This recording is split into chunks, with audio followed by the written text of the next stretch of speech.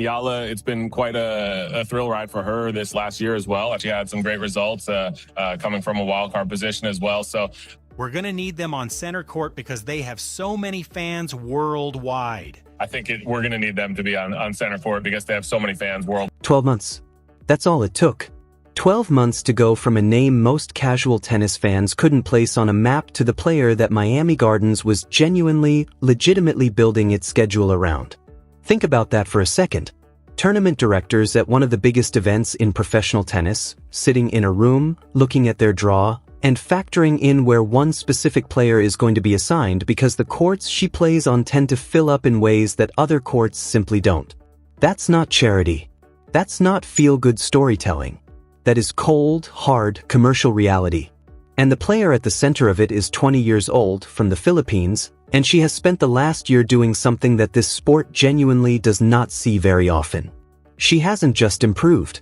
She has transformed, and the 2026 Miami Open is where the full weight of that transformation is finally, completely impossible to ignore.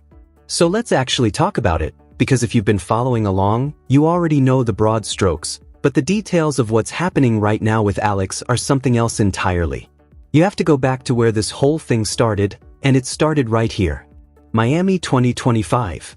Alex walks in ranked 140th in the world. No seeding, no scheduling perks, no guarantee that the person watching from their couch at home has any idea who she is. She's one name in a crowded draw full of players who, at least on paper, have every conceivable advantage over her. Then she beats Iga Swiatek. Then she beats Madison Keys. Then she beats Yelena Ostapenko. 3 former Grand Slam champions, 3 players who by any reasonable statistical measure should have been moving comfortably through that part of the draw, all of them eliminated in sequence by a 19-year-old who wasn't supposed to be anywhere near that kind of conversation. Miami saw every single moment of it. And when Alex came back this spring, that city made absolutely sure she felt exactly how well it remembered. The reception she got walking into Hard Rock Stadium this year was something that players at her ranking level simply do not receive. Practice sessions pulling real crowds.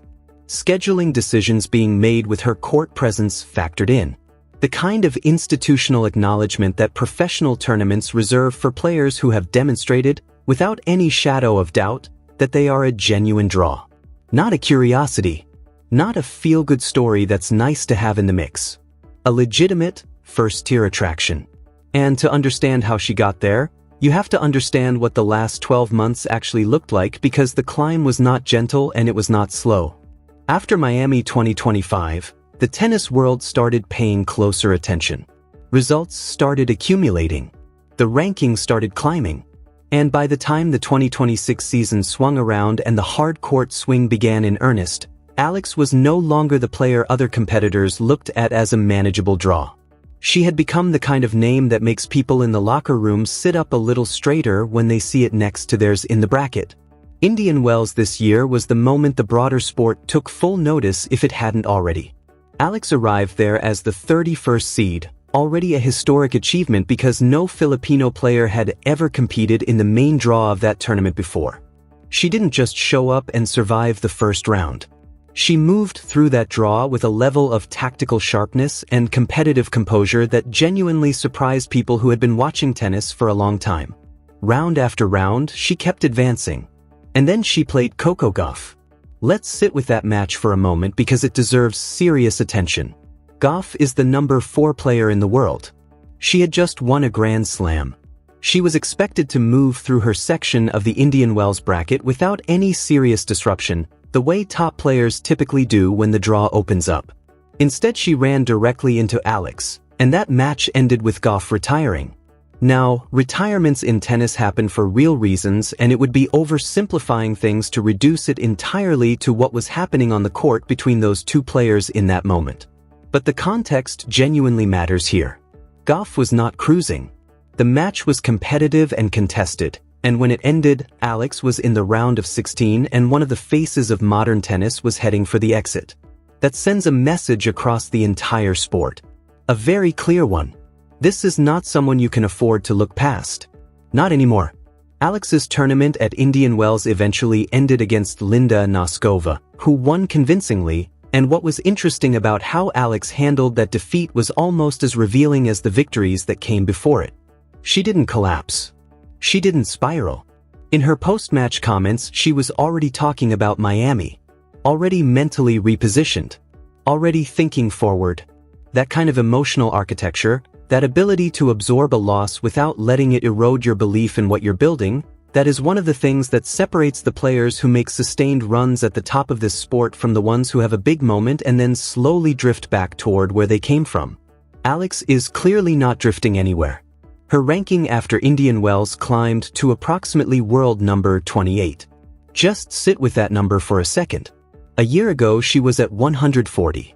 Now she's sitting inside the top 30, operating at a level that grants her a 30-second seeding at the Miami Open. And what that seeding actually means in practical terms is worth explaining because people sometimes hear the word seeded and understand it as prestige without fully grasping the competitive advantage it carries. When you're seeded at a WTA 1000 event, you get a first-round bye. You skip the opening match entirely. While other players are burning energy, managing nerves, grinding through their first contest just to earn a place in the main bracket, you're resting. You're preparing. You're watching your potential opponents and building your game plan. You get extra days. You get court assignments that reflect your status. You walk into the tournament with a structural advantage that compounds as the week goes on. Alex has that now. She earned every single piece of it. There's also a commercial dimension to what's unfolding around Alex right now that is honestly fascinating to watch if you pay attention to how the sports business world operates. Just before the Miami Open began, she made a visit to Nike's global headquarters in Oregon. And this wasn't a routine check-in. Nike is one of the most disciplined, strategically precise brands on the entire planet when it comes to how they position their athletes at an institutional level. When they bring a player to their world headquarters and weave them into their brand storytelling in a visible way, that is a calculated, long-term decision. It is not done casually, and it is not done for players who haven't been identified as significant future investments. During her visit, Alex's image was featured as part of Nike's History in Full Bloom campaign, and that tagline is not an accident. It's a direct reference to the sampaguita, the national flower of the Philippines. Nike is not just sponsoring a talented young tennis player. They are constructing a narrative around her identity, her heritage, where she comes from, and what she represents for a country that has never had a player at this level of the sport before. There are also persistent reports circulating about a custom sampaguita-inspired signature collection being developed specifically for her. If that becomes real, Alex enters a commercial category that genuinely very few tennis players in the history of this sport have ever occupied. Not players who wear a brand. Players who have entire collections built around who they are. For a 20-year-old from the Philippines to be adjacent to that conversation is not a footnote in some minor sports business story. That is one of the most powerful brands in global sports making a serious, calculated bet on her future. And then there's the financial picture, which tells its own story. After Indian Wells, Alex collected just over $15,000 in prize money from that tournament. Her career total has now crossed the $1.6 million mark, and she hasn't turned 21 yet. The reason this matters extends well beyond the obvious. Prize money on the professional tennis tour is freedom. It is the difference between a player who is making every decision about coaching and travel and scheduling with one eye on the financial pressure and a player who can make those decisions based entirely on what is actually best for her long-term development. Alex is operating from a foundation of genuine stability now. You can see it in how she carries herself in press conferences. There's no desperation in her body language. No urgency that tips into forcing. She's not out there trying to justify her place at this level. She already knows she belongs here. The money is a concrete confirmation of something she's already fully internalized. What she said publicly in the lead-up to Miami is worth paying attention to because it tells you exactly where her head is right now. She talked about how meaningful Miami 2025 was. The run, the wins, the attention, the beginning of everything. But she was also completely clear that she hasn't come back to relive that experience or to coast on the emotional energy of that story. She said she's grown. She talked about the wins she's collected and the losses she's absorbed since then, and how that full range of experience has given her a level of belief in herself that she simply didn't have before. And then she said something that really crystallized where she is.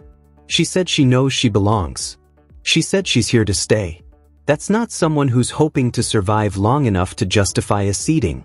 That is someone who has made complete peace with her place in professional tennis and is walking into this tournament with nothing left to prove and everything still left to win. The bracket sets up some genuinely compelling possibilities for this tournament. Depending on how the early rounds unfold, Alex could be looking at a potential third-round meeting with Iga Swiatek, the exact player she beat on these courts 12 months ago. And that potential rematch is generating serious attention across the tennis world for entirely legitimate reasons. The 2025 win over Swiatek was not a hot day from a lucky underdog. It was a technically sophisticated, mentally controlled performance in which Alex built a game plan, executed it against the best player in the world, stayed aggressive through the moments that mattered most, and closed it out. Miami hasn't forgotten that. If these two find their way back to the same court in 2026, it becomes one of the most anticipated matches of the entire tournament. The larger strategic picture for Alex at this Miami Open is also about mathematics. She made the semifinals here last year, which means she has a substantial amount of ranking points sitting on the WTA calendar that she needs to defend. If she matches that run, she holds her current position in the top 30. If she goes further, if she pushes into the final or beyond, the conversation around her ranking shifts into territory that would have seemed almost impossible to imagine 18 months ago. A genuinely deep run at Miami 2026 could push Alex into the top 20 for the first time in her career. That would be another historic first for Philippine tennis. Another milestone in a career that has been stacking them up at a pace that keeps accelerating. And here's the thing about the way Miami has embraced her that's worth saying plainly. It isn't sentiment. It isn't the tennis world being charmed by a good story.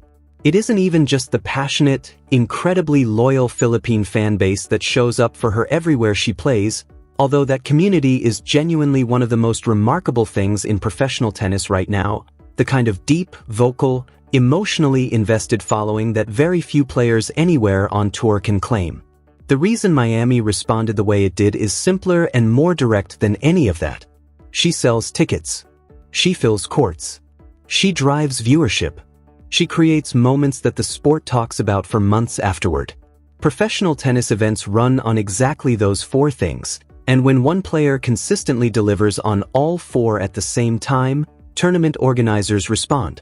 They respond quickly and they respond decisively because that's their job, and she has made it very easy for them to do it. When you pull all of it together, the ranking climb from 140 to 28, the seeding at a WTA 1000 event, the Nike campaign built around her identity, the career earnings crossing $1.6 million before her 21st birthday, the